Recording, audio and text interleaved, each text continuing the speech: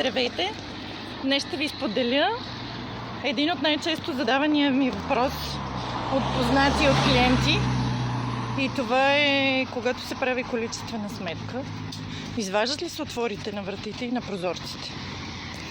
Ще ви кажа, че има два варианта и двата са правилни. Единият е, когато се извадят отворите, като чиста площ се добавят обръщанията на вратата или на прозореца по две дълги страни, една къса, което горе-долу излиза същото, като да не се изважда квадратурата. Така че това е единия вариант. Другия вариант е да не се изваждат. Всъщност разликата е много малка, така че не си заслужава.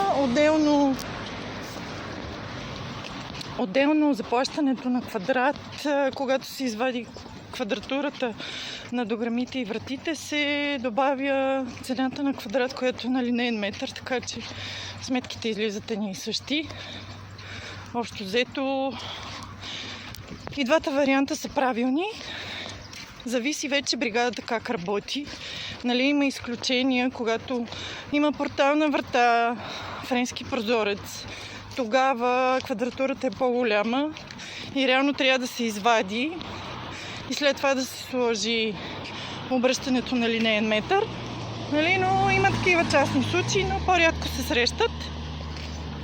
За да се убедите в това, което казвам, може да го проверите с някоя стая от вашия апартамент. До скоро!